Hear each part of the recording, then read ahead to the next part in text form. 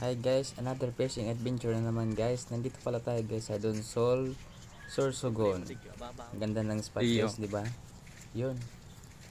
Napakaganda ng panahon guys. Napakakalmado ng dagat. Yan, ganda ng mga halaman sa dagat guys, oh. Maano lang yung tao dito guys, ah. Konti lang. Walang masyadong nagpunta ngayon. Kasi maaga pa guys. It's ano pa lang guys, 6:30 AM pa lang guys. Sama ko pala guys si Bayaw. Dito kami guys magpi-fishing guys, oh. Mababaw lang guys, oh. Sana makahuli tayo guys. Yan pala guys yung setup ko guys. So gaya lang fishing rod. Yung telescopic siya guys. Naka-fold pa siya guys, oh. Ganda di ba? Napaka-solid niya guys. 3000 series naman yung reel na pinartnet ko dyan guys. Ganda ng sunset. Yan, may naglalakad-lakad.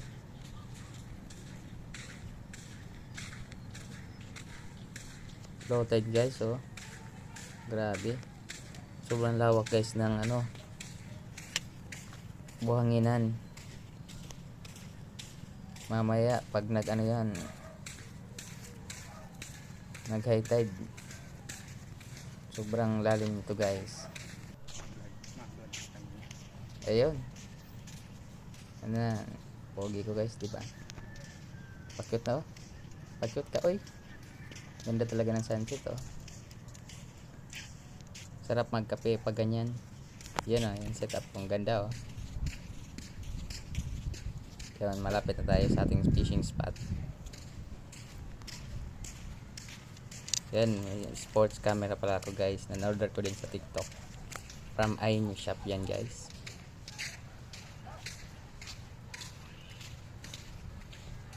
Walking muna guys kasi maaga pa naman. Yan. Kalat yung mga seaweeds.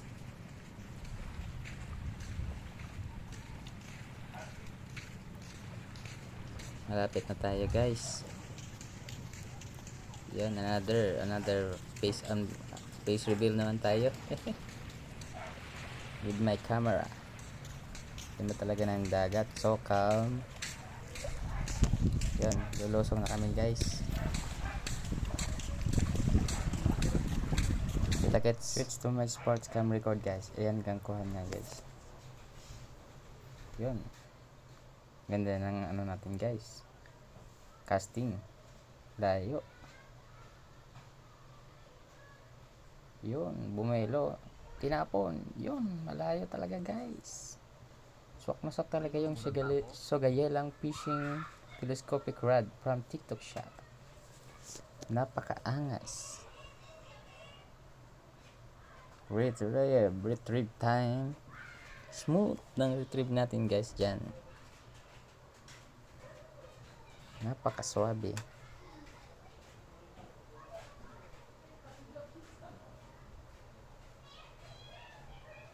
Strike. Oh. Ay, sayang. Wala pa. Strike. Sana maka-strike tayo.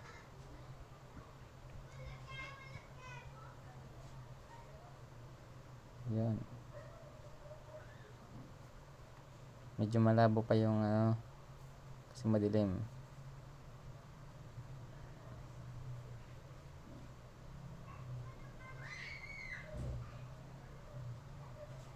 Di ko pa kasi naayos guys yung peche guys sa ating camera kasi bago pa lang to guys. Nakalagay 2023 pa guys, oh. Pero yan guys, kahapon lang yan. Di ko pa sinayos yung niya, yung oras, yung date.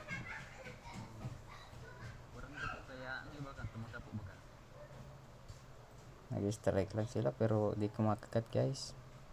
Tinitikman lang yun yung pain natin guys. Siguro mas maganda dito guys kung gagamit tayo ng pain. Di pa kasi masyadong alam nila guys yung mga ganyang mga lures. Tapos medyo malaki yung lures natin. Kasunod guys na pagpunta dito natin, Dadala na tayo na guys ng pain, yung ano guys, hipon. Mas effective dito guys yung hipon kasi medyo malilit pa yung isda. Kasi low tide siya ngayon. Mas maganda kung naka-high tide pala guys pag lure ang gamit natin. Yung medyo may alon siya guys.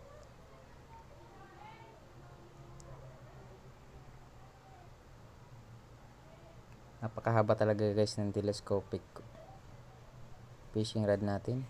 Sarap i-cast. Bagay na bagay to guys sa mga ano guys, mga tulay. Kasi pang malayo ang casting talaga to.